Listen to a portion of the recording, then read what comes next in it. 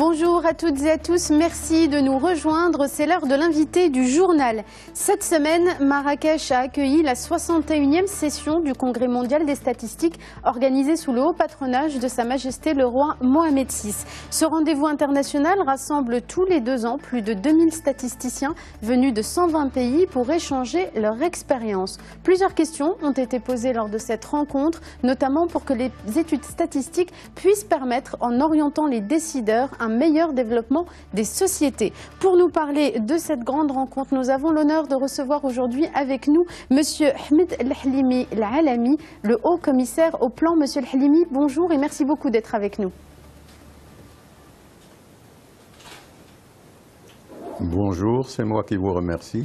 Alors, Monsieur El-Halimi, une première question pour comprendre l'enjeu et l'importance de ces études statistiques auxquelles est consacré ce congrès. Quel est l'enjeu autour des études statistiques et comment impacte-t-elle à la fois les décideurs politiques mais également le développement des sociétés?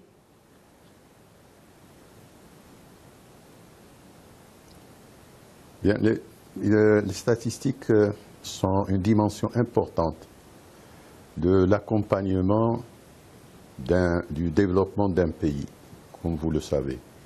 En fait, l'enjeu, c'est est-ce qu'un pays est capable de répondre à toutes les attentes des opérateurs économiques et sociaux, nationaux et extérieurs. Répondre à leurs exigences en termes de connaissance des réalités d'une façon objective, transparente, qui leur permette de faire les choix qu'il faut. Et l'enjeu pour un pays donc, c'est d'avoir une statistique qui est produite par des institutions indépendantes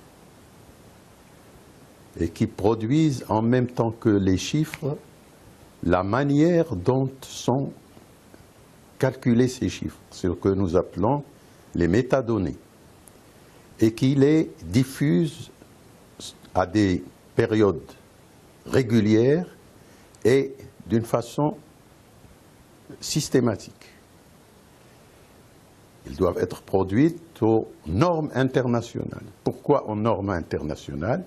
C'est parce que c'est un gage de crédibilité, mais aussi un gage de comparabilité pour les opérateurs entre les différents pays et pouvoir faire les choix des lieux où ils vont intervenir.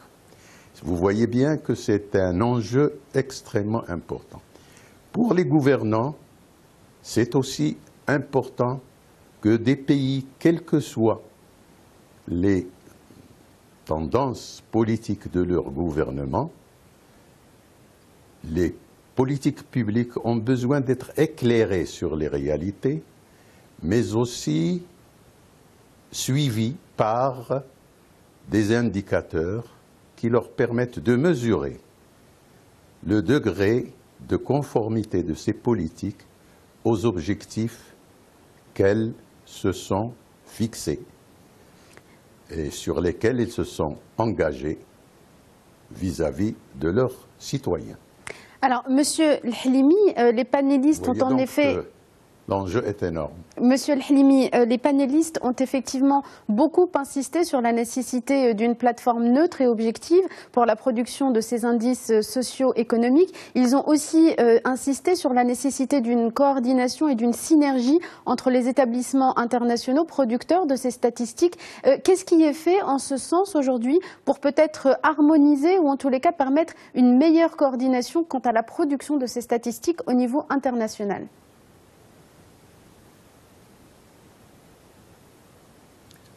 La coordination des statistiques n'est pas uniquement indispensable entre les pays et au plan international. D'abord, c'est une coordination dans la collecte des données à l'échelle nationale elle-même. Parce que la statistique, c'est l'élaboration en indicateurs clairs d'un ensemble de données économiques, sociales, culturelles. Ces données sont produites ou sont disponibles dans plusieurs départements. Dans les départements de production, dans les départements de gestion, dans les départements culturels, dans les organisations professionnelles, dans les entreprises. Elles sont donc disséminées. Le rôle de la statistique, c'est de collecter toutes ces données. Mais pour qu'elles puissent en bénéficier, il faudrait que toutes ces données lui soient fournies à des périodes précises et selon des normes utilisables par la statistique et surtout par la comptabilité nationale. Parce qu'en définitive, toutes ces données qui portent sur les différentes activités économiques, culturelles, sociales, servent à élaborer les comptes de la nation. Ce sont ces comptes qui donnent le profil exact du modèle de développement d'un pays, autant sur ses structures de production, ses structures d'échange, sur structures de consommation, et en même temps qui permettent par le suivi trimestriel, voire mensuel de ces indicateurs, connaître l'évolution des conjonctures et par conséquent de permettre aux opérateurs de gérer leurs projets et éventuellement les ajuster au fur et à mesure. Monsieur El-Halimi, une dernière question. Il nous reste 2 petites minutes pour en venir aussi à un des thèmes abordés lors de ce congrès, qui est celui de la mesure du changement climatique. Vous avez insisté aussi lors de votre intervention sur le besoin de développer rapidement la statistique environnementale. Est-ce que vous pouvez nous dire un mot de cet enjeu fondamental pour le continent africain et des mesures qui doivent être prises pour le développement de cette statistique environnementale ?